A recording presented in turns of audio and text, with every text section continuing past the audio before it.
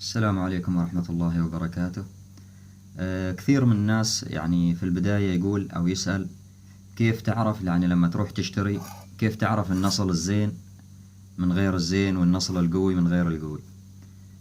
طبعا في هناك اختبارات بسيطة، وأهمها مبدئيا أنك تشوف يعني قوة النصل عن طريق حك بعضها ببعض. إما أنه تجيب مسمار صلب وتحك على النصل كذا، يعني في هذا الجانب تشخط بالمسمار بهذه الطريقة، تشوف هل المسمار مثلا علم فيها أو يعني شقها شوية أو كذا، فتعرف أن النصل قوي أو ما قوي. وإذا تبى تقارن بين النصال نفسه وش أي وحدة أقوى من الثانية، هذا ثلاث وحدة هنتين ثلاث، هذيل قديمات، لا هذيل الثلاث قديمات وهذه الأخيرة جديدة. راح نقارن بهن ونشوف من أفضل نصل أو من الأقوى فيهن.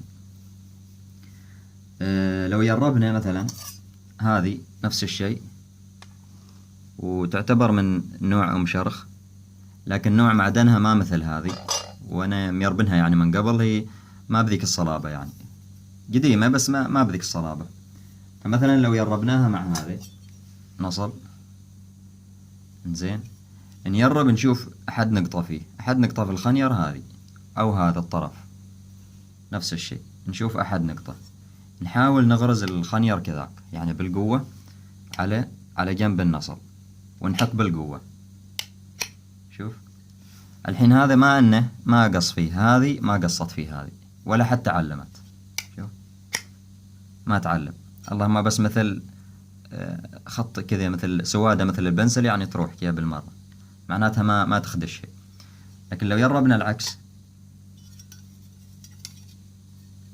شوف الحين العكس، يعني شوف حتى تحس الخنير هذه يودت فيها، يعني بتاكلها متأكد. شوف كلتها، أظن تشوفوا الخط يلمع، ولو عسيته ما يروح. فهذا النصل أقوى من هذا النصل في المقارنة. زين، فمثلا تجربهم بين بعضهن، نجرب مثلا مع هذه اللي بتاعت آخر مرة في المقطع، سويت لها عرض مقطع في قطع المسمار. المسمار طبعا اللي قطعته ما قاسي الصلابة، يعتبر لين، لأن الشياب لما يقولوا أول، يعني لما كانوا يقولوا أن النصل هذا يقطع المسمار قياسا على الحديد الموجود في ذاك الزمان. في ذاك الزمان أغلب الحديد الموجود يعني يكون غير معالج حراريا، ومقارنة بالحديد الموجود الحين يعتبر لين، يعني لين كثير. فما النصل اللي مثل هذا ما تيربع على كل أي نوع من المسامير، لا غلط. يعني أكيد أن بعض المسامير الموجودة حاليا بتعلم فيه أو يمكن الثلمة، يعني يعتمد حسب نوع الحديد.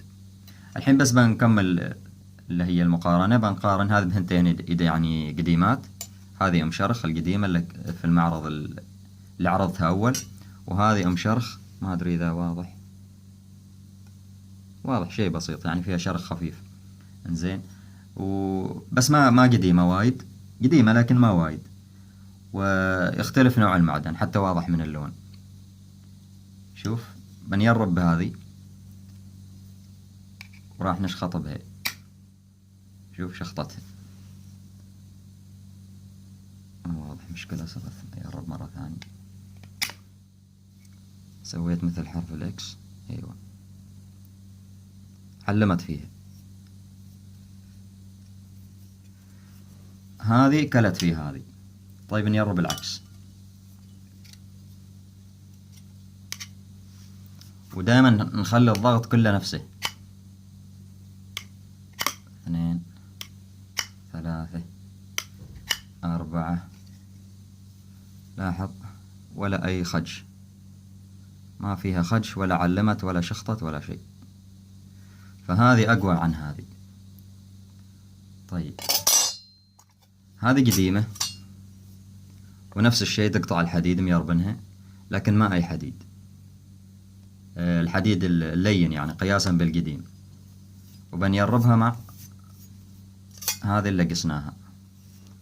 زين، نشوف مكان نشخط فيه، هذا مثلا مكان صافي.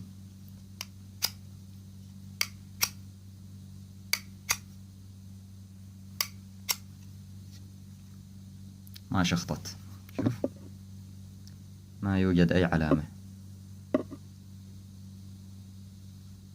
ماشي. طيب نجرب العكس، بس أشوف مكان نظيف. خلنا نجرب هني.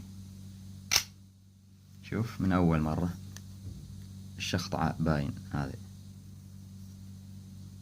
فهذا النصل القديم طبعا تلاحظ فيه مثل النمش، هذا كان وسخ ويعني مصدي ومنظفنه، فبين كذا نمش مثل، حتى صاير شكله مثل الجوهر.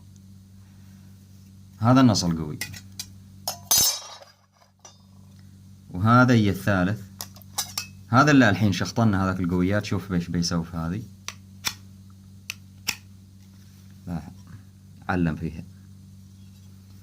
هذه الثالثة، هذه الألين الأخيرة، هذه أقوى شيء معناتها الحين من ناحية القوة، قوة المعدن هذه أقوى. الثانية هذه، الثالثة هذه، الرابعة هذه. هذا اختبار بسيط بس لما تروح تشتري كذاك. إذا كان مثلا نصلة وحدة، تمسك مثلا مسمار وتيربع عليها وتشوف إذا كان علم فيها، معناته ما بتكون بذاك الزود قوية. يمكن تكون قوية لكن ما بذاك الزود. إذا ما علم فيها معناته حديدها قوي. هذا يعني أبسط اختبار مبدئيا. الاختبار الثاني يكون العملي.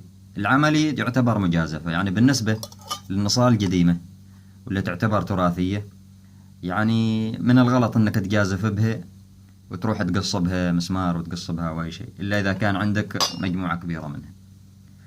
وهذا، والسلام عليكم ورحمة الله وبركاته.